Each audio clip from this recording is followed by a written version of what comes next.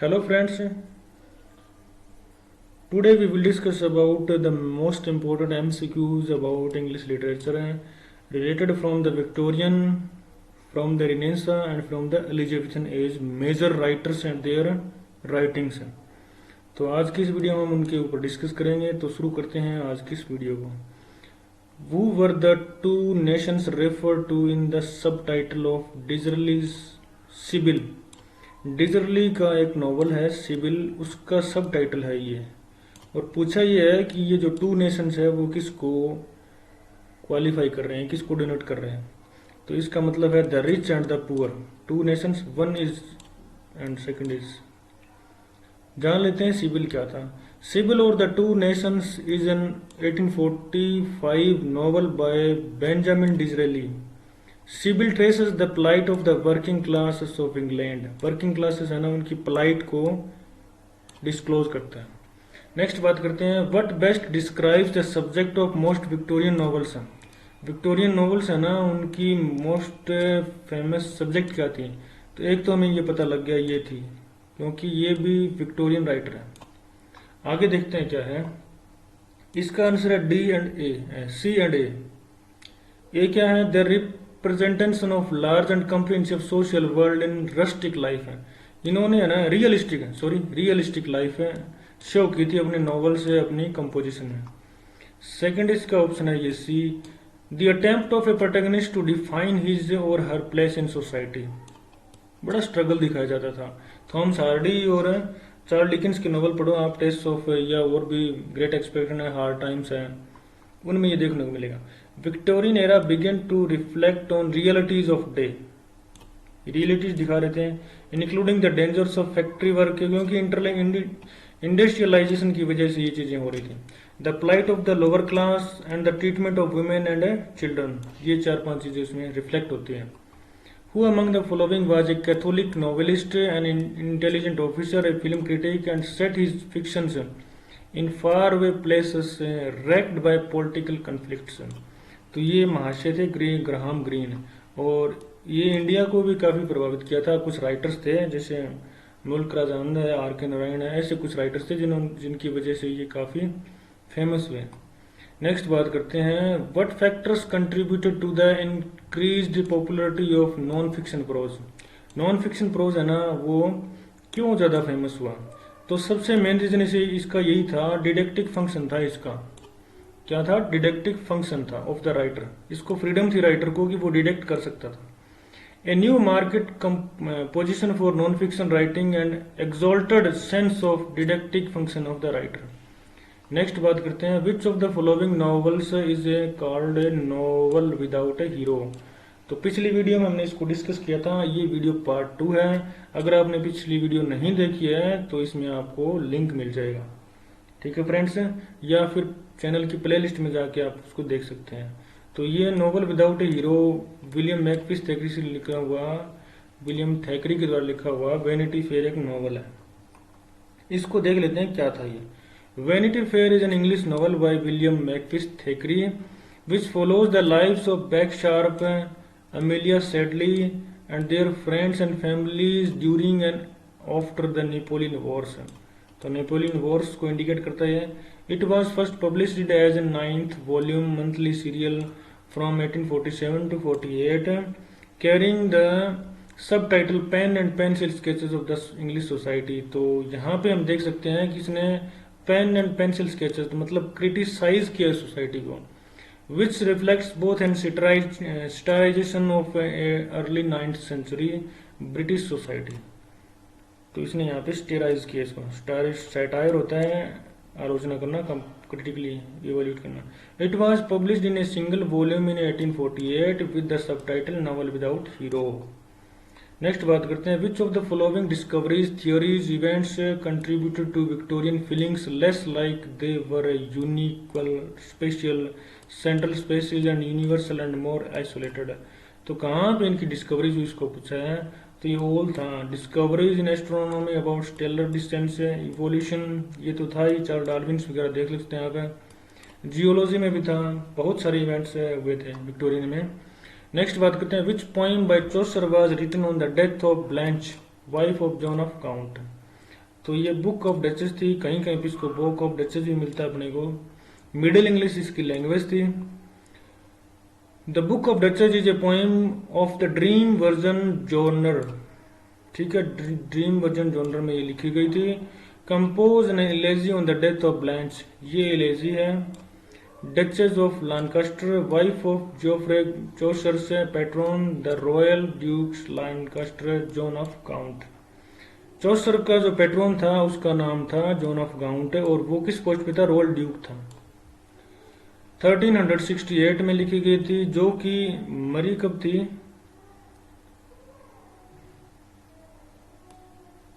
Death कब हुई थी, 1369 में उसकी प्लेग से डेथ हो गई थी। किसकी, डचेस की, और उसी के ऊपर ये कंपोजिशन है, इलेजी लिखी हो, ठीक है। ये इसी इसमें या इस दोनों में से एक में डेथ हुई है, क्योंकि मिडिल इंग्लिश का कोई फुल प्रूफ तो हमें एविडेंस मिलता नहीं, तो कुछ स्पेकुलेशन बेस पे है, तो ये इसमें या इसमें किसी में एक में डेथ हुई होगी। नेक्स्ट बात करते हैं, who is the author of Blessed Damozel, तो ये डीजी रोसेटी थी, प्री रेवोल्यूट मूवमेंट में थी ये। The Blessed Damozel is perhaps the best known poem of D.G. Rossetti, as well as the title of his painting, its replica illustrating the subject. The poem was first published in 1850 in the Pre-Raphaelite journal The Germ. ये germ नाम की जो journal थी, जो magazine थी, वो किसकी publication थी, प्री रैफेलेट मूवमेंट की थी। Next, which movement revival under Whitefield and वेल्शी, तो मेथोडिस्ट मूवमेंट था इनका, इन दोनों का, दो लोग थे ये, व्हाइटफील्ड एंड वेल्शी। बात कर लेते हैं इस पे। Methodism, also known the Methodist movement, is a group of historically related denominations of the Protestant Christianity whose origins, doctrine and practice derive from the life and teachings of John Wesley। तो John Wesley और Whitefield की वजह से ये movement काफी famous हुआ था। The movement had been for ever divided between two followers थे, ये और ये, इन दोनों के बीच में ये मूवमेंट डिवाइड हो गया था आगे चलकर। मैथ्यू आर्नोल्ड से थायरिस is an elegy written on the death of Arthur Hugh Clough. Thyrses were written by Matthew Arnold to offer tribute to his friend Arthur Hugh Clough, who had died at the age of 42 in 1861 and left him alone. Him means Matthew Arnold। तो इस पे लिखी हुई इलेजी है, बड़ी famous है, literature की 5-7 इलेजी जो फेमस है, जिसमें से एक ये भी थी, ठीक है। What type of writing did Walter Pater define as his special and opportune art of modern world? तो इसका ये था, क्योंकि वॉल्टर पीटर ने है ना ज्यादातर नॉन फिक्शन लिखे हैं। नेक्स्ट बात करते हैं, which of the following authors promoted versions of socialism, तो ये कौन थे, ए एंड बी, तो ये थे William Morris and John Ruskin. Socialism के अलग अलग वर्जन्स बनाए इन्होंने, वो क्या थे, Morris and Ruskin believes that art and architecture are moral acts and made it socialist। तो इनके ये moral acts थे जिनकी वजह से इसके वर्जन्स बने।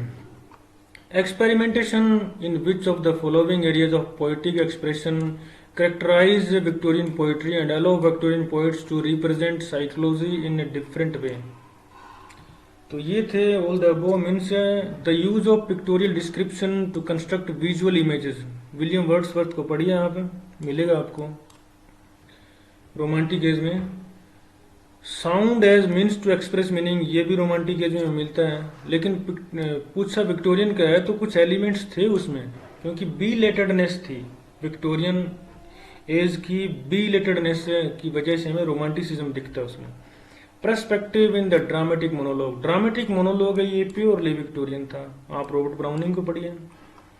Next, which best describes the minority of evangelicals in the Church of England. Evangelicals एक मूवमेंट था जो चर्च ऑफ इंग्लैंड से रिलेटेड था, पढ़ लेते हैं इसको क्या था ये। आल्सो कॉल्ड नॉन कन्फर्मिस्ट्स और dissenters and evangelicals led the missionary movement in the colonies advocated a puritan moral code. तो ये प्यूरिटन को ज़्यादा फेमस करने के लिए ये एक मूवमेंट था इवेंजिकल्स का, ठीक है। जान लेते हैं कि ये क्या था। Evangelicalism emerged from the religious revivals of 18th century. Religious movement था, ये हमें पता लगा है। While previous movements in the Church of England had revolve around issues of church orders. इससे पहले जो भी मूवमेंट्स थे ना, वो किस इश्यूज के ऊपर रिवॉल्व करते थे? Church order and authority. Evangelicals stressed lifestyle, doctrine and conduct, means behave. तो इन तीन चीजों पे फोकस था इनका। इवेंजिकल्स एम्फेसाइज्ड डोमेस्टिक रिलीजन, बहुत इंपॉर्टेंट पॉइंट है ये, specially family prayer.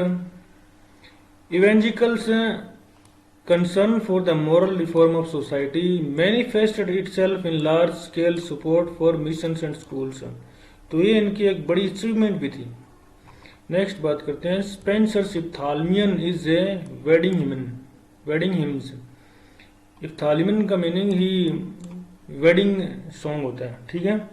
इफ्थालमियन is an ode written by Edmund Spenser to his bride Elizabeth Boyle. Elizabeth Boyle की और अपनी शादी में लिखा था, वेडिंग डे को 1594 में। The volume included the sequence of 89 sonnets, जिसको हमने एमोरिटी बोला है। इसका टाइटल क्या था? Amoretti. Along with the series of short poems called अनाक्रीनिटिक्स।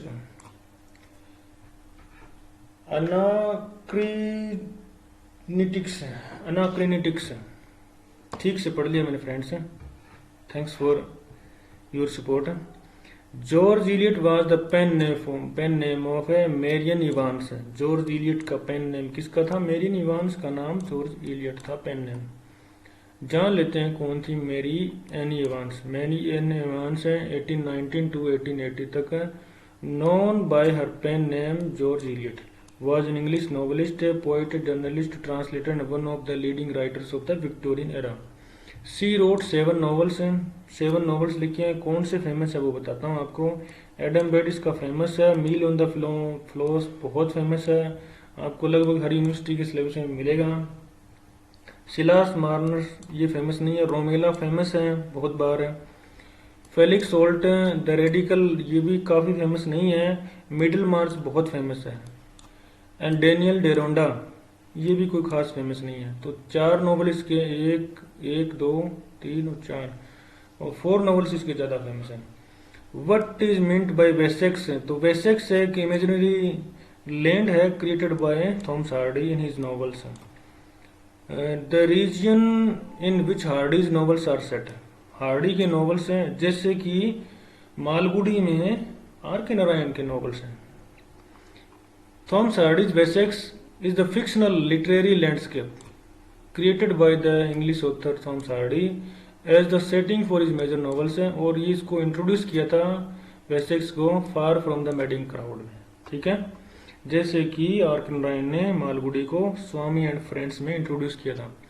Which of the following best defines utilitarianism, इसका मीनिंग पूछा है।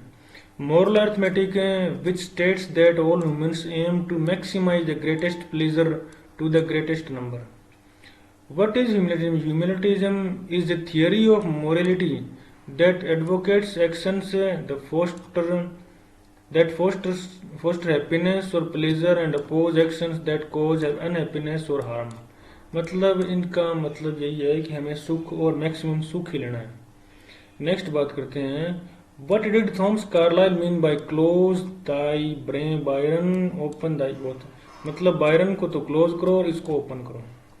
इसका मीनिंग था in a careful veiled critique of monarch, Byron and Goethe stand in symbolically for Queen Victoria and Charles Darwin respectively. क्योंकि अगर हमने Goth को पढ़ना है, मीन्स से हमने अगर विक्टोरियन पोइट्री की क्वालिटीज को देखना है तो डार्विन को पढ़ो क्योंकि डिस्कवरीज है उसमें। गोथ को पढ़ो क्योंकि इसमें मॉरल इश्यूज दिए हुए हैं। अगर आप बायरन को पढ़ोगे तो रोमांटिसिज्म मिलेगा, आपको रोमांस मिलेगा। लेकिन लिटरेरी अचीवमेंट है ना वो इनमें ज़्यादा थी, सोशल अचीवमेंट इनमें ज़्यादा थी। Which city became the perceived centre of western civilisation by the middle of 19th century. ये सेंटर की पूछ रहे हैं कि वेस्टर्न सिविलाइजेशन का सेंटर कौन था, तो ये लंदन था फ्रेंड्स। नेक्स्ट हम बात करते हैं the Irish dramatic movement was heralded by such figures. तो W.B. Yeats, Lady Gregory and एडविड मार्टिन, ये 3 लोग थे जिन्होंने आयरिश ड्रामेटिक मूवमेंट को शुरू किया था। जान लेते हैं क्या था। The Irish drama was closely associated with the dramatic work of English theatre. English theatre के जो ड्रामेटिक वर्क्स थे ना, उससे रिलेटेड क्लोजली था कौन? Irish drama. The Irish dramatic movement is defined as the movement that made the revival of Irish folklore traditions, costume possibles, customs possible within a short period of time from the beginning of 1890s till the beginning of 90s 100s। तो ये इस movement की खास बात थी। इसमें folklores थे, tradition थी और कस्टम थी। ठीक है। Oxford movement was basically a religious movement. और चलाया किन लोगों ने था? ये चलाया था हेनरी न्यूमैन ने। और इसमें कौन लोग थे? रिचर्ड हरल फ्रॉड भी थे, जॉन केबल भी थे, एडवर्ड पुशे भी थे। तो ये लोग इसमें शामिल थे। 19th century movement centred at the University of Oxford. Leaders of the movement were John Henry Newman, clergyman and subsequently a convert of Roman Catholicism and cardinal। Richard Hurrell Froude एक clergyman ये भी था। John Keble ये clergyman and poet था। Edward Pusey एक clergyman और professor at Oxford था। Dunstan is a character from the Silas Marner. Silas Marner किसका है? आपको पता होना चाहिए, हमने पीछे पढ़ा था इसको। उम्मीद है आप इसका रिप्लाई अपने इस वीडियो के जो रिप्लाई बॉक्स है उसमें देंगे। नेक्स्ट बात करते हैं। हमें बता दे चलो, ये जॉर्ज इलियट का एक नॉवल है जिसको इवांस कहा जाता है। The weaver of Raveloe is the third novel by George Eliot. ठीक है फ्रेंड्स, तो ये थी आज की वीडियो। आज की वीडियो में बस इतना ही। मिलते हैं नेक्स्ट वीडियो में। थैंक